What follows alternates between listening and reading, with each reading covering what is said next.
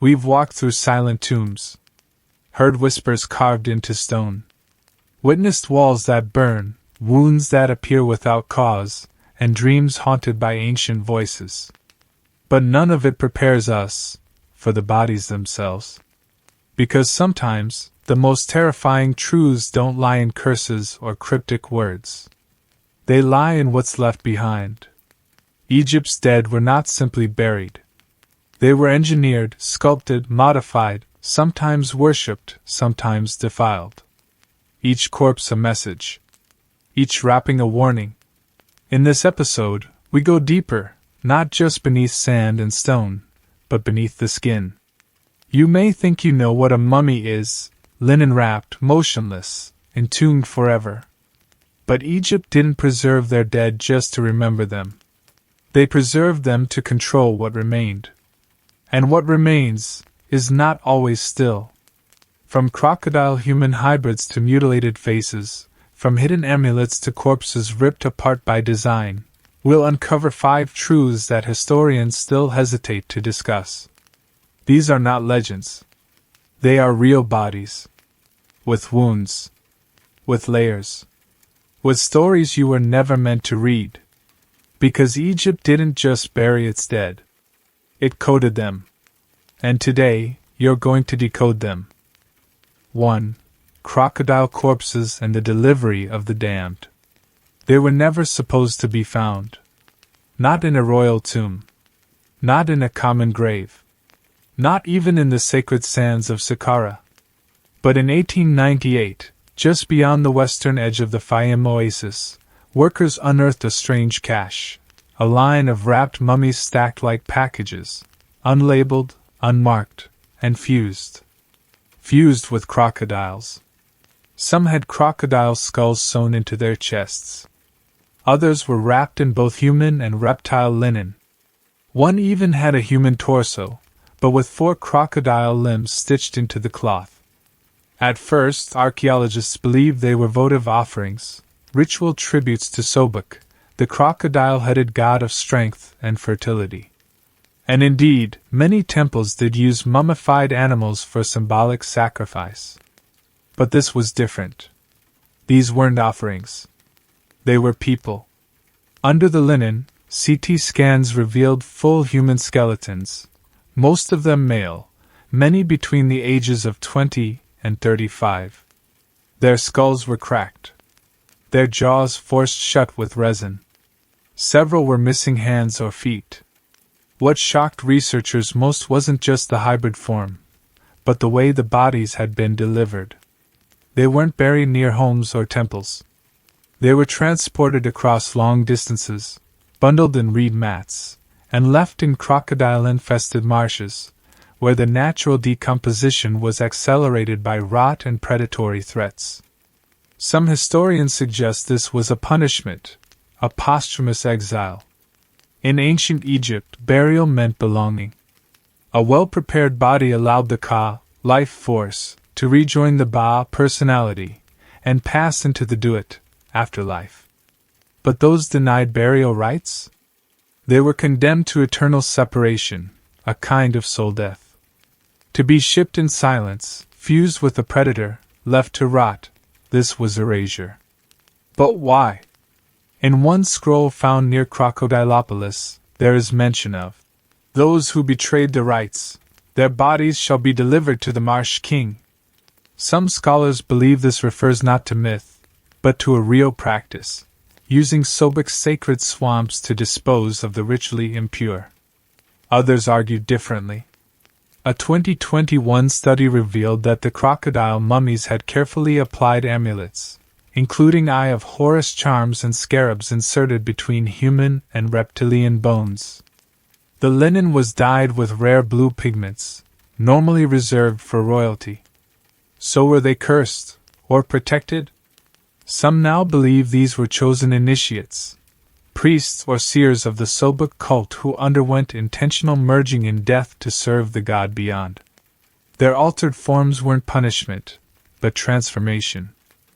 But the truth gets even stranger. Several hybrid mummies show post-burial modification. Limbs repositioned.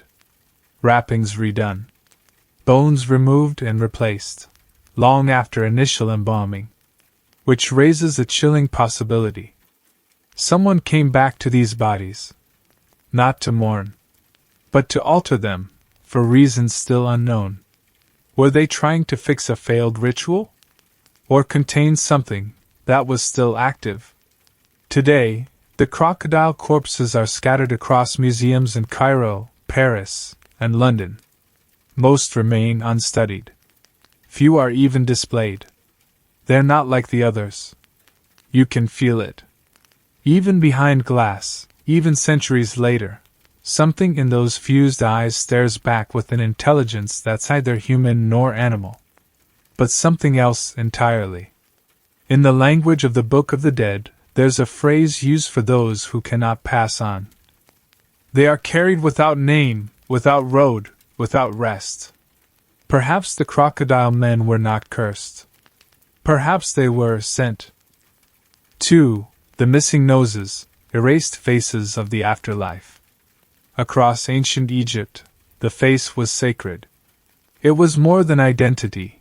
It was a gateway. A reflection of the Ka, the force of life. A mask through which the soul could see, speak, and return. So why, then, are so many mummies missing their noses? Not from time. Not from erosion. But from precise, intentional removal. Archaeologists first noted this strange pattern in the Valley of the Kings. Several royal or high-status mummies, intact in most respects, were found with noses sheared off, the surrounding cartilage cleanly stripped.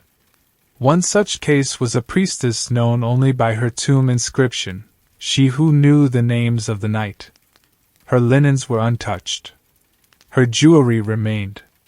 Even her eyelids had been meticulously preserved. But her nose? Gone. Cleanly excised, the skin sealed over with black resin. No animal had been there. No accident had occurred. This was deliberate. In ancient Egyptian belief, the nose wasn't just a facial feature. It was a channel of breath, the vehicle through which life force re-entered the body during resurrection rituals. To remove it was to seal the vessel. To deny return. To block the breath of the afterlife. Some have called it symbolic mutilation. Others call it execution after death. In a medical papyrus dated to the 19th dynasty, there's a reference to the punishment of the scentless face, a phrase used for traitors who defiled temple rites. Scholars believe this phrase refers not to scent, but to cutting off the passage of divine breath. Why so specific? Because resurrection in Egyptian religion wasn't just hoped for, it was planned. Bodies were prepared with every anatomical channel in mind, eyes opened with unguents, mouths opened with sacred tools, nostrils cleared with oils. To seal one part, especially the nose, was to sabotage the entire passage into eternity. But there's more. In 2014, CT scans of 32 elite mummies revealed fine carvings beneath the skin, etched into bone, right where the nasal cartilage once sat. These tiny glyphs, never meant to be seen, spell phrases like closed to air. He shall not breathe again. Let the desert claim the scent. Who made these? And why would they etch curses into the bone of the dead? One theory suggests post-mortem trials, where, even after death, individuals could be punished. Not with burning or destruction, but with surgical silence. A nose removed, a channel blocked, a soul denied. Another theory? Sabotage. In high-stakes tombs where priestly factions clashed, some embalming teams may have secretly sabotaged rivals by mutilating bodies just enough to prevent passage into the Dut. These acts left little trace, except in the spiritual outcome. No resurrection. No return. Only silence. Even more unnerving, some missing noses weren't removed at the time of mummification. They were cut after burial. In one tomb near Abydos, multiple mummies show later-stage incisions, noses removed through the wrappings, with surgical accuracy. Tools used were bronze. The linen remained untouched elsewhere. What kind of person comes back? Not to steal gold, but to remove a nose? Some say it was part of a ritual known as Kensiker, the sealing of the breath, reserved for dangerous dead, those suspected of harboring vengeful spirits, or souls that might one day escape. Better to remove their power than let them rise. Today, in museums, these mummies sit behind glass, faces half whole, half erased. Their stories lost, their breath blocked. But sometimes, when the light hits just right, you see something else. Not fear, not peace, but rage, frozen behind a face that was never meant to breathe again. 3. The corpses that time refused to decay. There are bodies that rot. There are bodies that dry. And then, there are bodies that refuse. Across centuries of excavation, archaeologists have uncovered mummies in various states of decay. But once in a while, they find something unnatural. A corpse so perfectly preserved, skin soft, eyes intact, limbs flexible, that even modern embalmers are baffled. Not centuries old. Not decades. But over 3,000 years, and untouched by time. One of the most famous cases was unearthed in 1871, in Deir el-Bahari, during the accidental discovery of a hidden royal cache. Among the many kings and queens laid to rest was an unknown man, buried in haste, wrapped in plain linen. Yet his skin was rosy, his lips full, his limbs bendable, like someone recently asleep. At first, scholars believed it was due to bitumen or oils. But chemical analysis found none of the usual embalming substances. In fact, the body lacked many of the standard preservation methods. No resin fills, no organ canopic jars, no natron salt. And yet, he persisted. Even stranger, his hair and nails were still growing, curling through the wrappings like fresh threads. Scientists debated for years whether this was post-mortem keratin shifting, or something else. But he's not alone. In 1960, a series of untouched shaft tombs near Kam Ombo revealed a group of bodies so well preserved that the team leader initially believed they were modern burials accidentally placed atop the site. But carbon dating returned the truth. 1390 to 1300 BC. Among the preserved were a child aged 8, with open eyes and a faint smile. An adult woman whose pupils reflected torchlight. A man whose veins could still be seen beneath the skin. None had been prepared properly. In fact, most had signs of violent death, broken ribs, crushed skulls, defensive wounds. Their deaths were rushed. Their burials chaotic. So why were they perfect?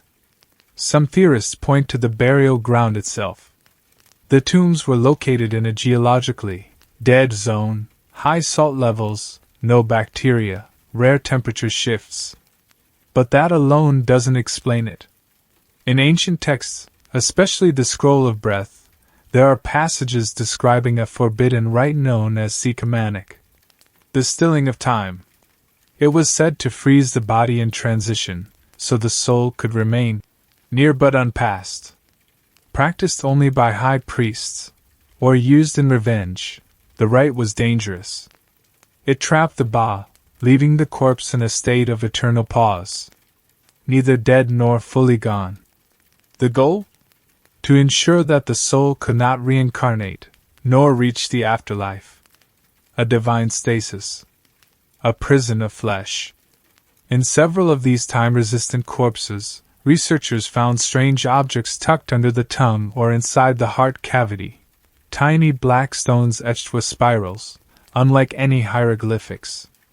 When scanned, they revealed internal grooves, almost like micro-mazes. Were they energy conductors? Memory traps? Symbols? No one knows. but one inscription found nearby may offer a clue. They shall remain, that we may not forget. They shall not rot, lest memory fail. Could these bodies be more than preserved? Could they be anchored? The eerie stillness of such corpses leaves a psychological imprint on those who study them. Multiple researchers have reported vivid dreams, recurring symbols, and intense feelings of being watched, while handling, or even viewing, these mummies. One photographer, after capturing a high-res image of the sleeping woman of Kalmambo, reported her camera shutting down, her lens cracking internally, without a drop, without pressure. When the photo was developed, her eyes were looking straight at the camera. She hadn't been. Not when it was taken. In a world where time takes everything, these bodies stand against nature. Not because they were blessed, but because they were bound. They weren't meant to pass on. They were meant to remain. 4 layers of linen, layers of power. To the untrained eye, it's just fabric, linen, aged and fragile, wrapped again and again around a corpse to preserve it from time. But to the ancient Egyptians, each layer was a line of defense, a coded spell, a barrier between the living and the dead. They didn't wrap mummies. They sealed them, with intention, precision, and sometimes fear. Recent studies using infrared imaging have revealed something astonishing. Hundreds of amulets, fragments, and inscriptions hidden between the linen folds, completely invisible to the naked eye. Not placed on top. Not displayed. But buried within, like secrets whispered only to the gods. In 2018, a research team examining the mummy of a high priest in Luxor made a startling discovery. When scanned layer by layer, his wrappings revealed 37 tiny gold flakes shaped like eyes, 12 pieces of blue faience tongues, 9 inscriptions of unknown origin, none matching known hieroglyphs, and one word, repeated in every layer, shut. Each of these had been intentionally placed at specific positions: the chest, the throat, the groin, the hands. Not randomly. Not symbolically. But ritually. And the word shut? It wasn't a name. It was a command. Shut the path. Shut the voice. Shut the return. One theory suggests that these layers of linen and amulets formed a magical encryption, a way to contain a particularly dangerous spirit, or to prevent reanimation by dark forces. Because not every mummy was meant to rise again. Some were feared. Ancient mortuary texts mention a category of the dead called the Unearthed, or those whose anger survives the body.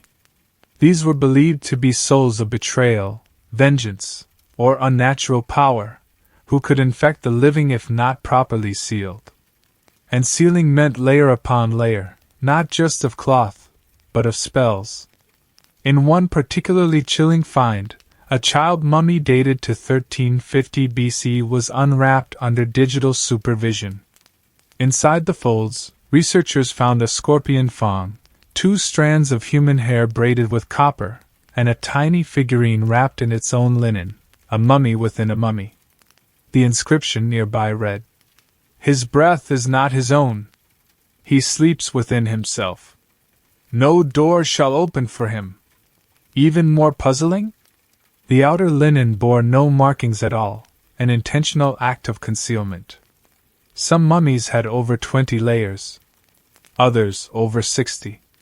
One royal corpse, likely 19th dynasty, had over 140 individual linen wrappings, each containing something unique. A miniature scroll. A broken mirror shard. A dried lotus root. A fingernail painted red. A single hieroglyph for trap. It was a map, some believe, not to guide the soul, but to trap it within its own body. Why such fear? In the Book of Caverns, a funerary text placed on tomb walls, there is mention of the walker between layers, a being who can reawaken if his linen seals are broken. He is never named. He is only shown as a figure wrapped too tightly to move, but with open, watchful eyes. To this day, some modern conservators refuse to fully unwrap mummies, not just for preservation reasons, but out of deep cultural respect and unease. They say that when you unwrap too much, the room feels colder. That certain corpses smell too fresh. That sometimes objects appear in photographs that weren't there before.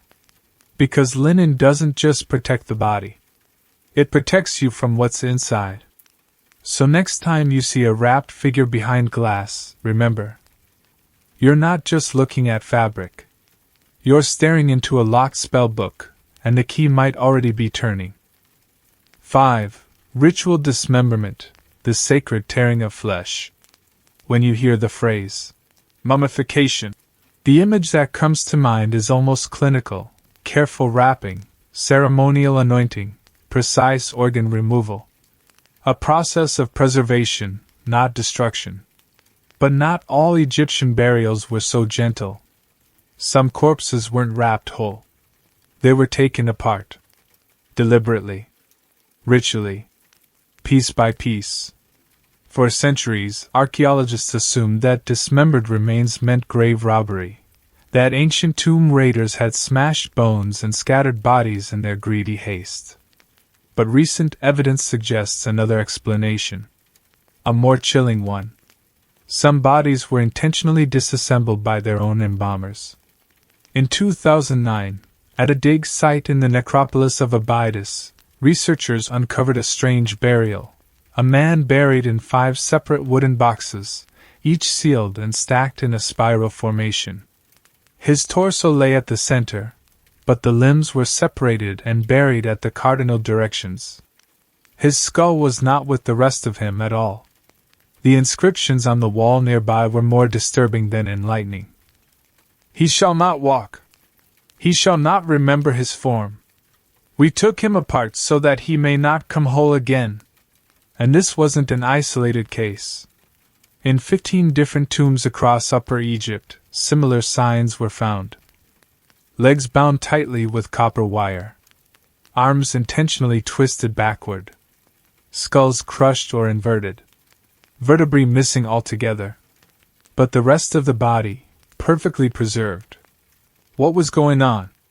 Egyptologists now believe this is evidence of a rare funerary rite, known in texts as pernetrihes, or the gods binding dismemberment.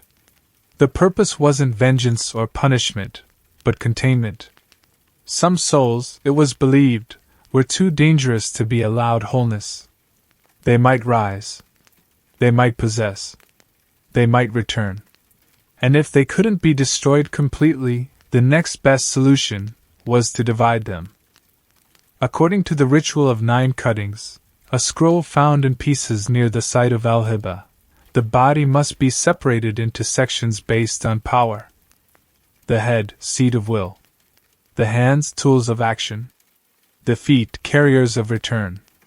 The spine, bridge of memory. The tongue, voice of command. Remove these, bury them apart, and the soul becomes trapped within the void. It cannot reform, cannot remember, cannot re-enter the world of the living. Some of the corpses subjected to this ritual show no signs of trauma, only precision cuts, as if done with care, almost reverence. In one tomb, the head of the deceased was buried in a separate chamber, surrounded by 7 mirrors facing inward. The inscription above. Let his gaze fall upon himself forever. What kind of being required this? Not criminals. Not royals. But ritualists, those rumored to have dealt with forbidden knowledge, necromancy, dream-walking, invocation of the shady, shadow spirits. In other words, people who had seen too much. So feared was their return that embalmers took extraordinary steps, ritual fire, iron rods, salt circles, to prevent it. Some texts even say their names were removed from the book of life, to erase them from divine memory. But in one case, that erasure failed. A mummy discovered in 1933, nicknamed the Whisperer, was found scattered in a pattern of 7, a dismembered corpse, buried not in a tomb but in a maze-like pit, each turn ending in a sealed bone chamber. Yet even today, no researcher has found his tongue. Not because it decayed, but because it was never there. Some say his tongue was buried alone, somewhere outside Egypt, sealed with obsidian and sand. Because in the wrong hands even a tongue could still speak. We've always thought of the dead as still, silent, passive. But the mummies of ancient Egypt challenge that belief. They are not simply corpses preserved by ritual. They are stories, encoded in flesh and linen. They are warnings, whispered through missing noses, broken bones, and bodies that time refuses to consume. Each one tells us something the living tried to forget. That death is not the end. That silence can be broken. That the line between a ritual and a prison is thinner than we think. And perhaps most unsettling of all, that not every mummy was meant to return. But not every one stayed buried. We've seen crocodile-fused corpses, breathless faces mutilated with purpose, unrotting flesh that time cannot claim, layers of linen spun like spells, and sacred bodies torn apart to stop them from becoming something else. But Egypt holds deeper terrors still. In our next chapter, we will not just walk among the dead. We will enter the minds of those who spoke for them. High priests, spell writers, dream weavers.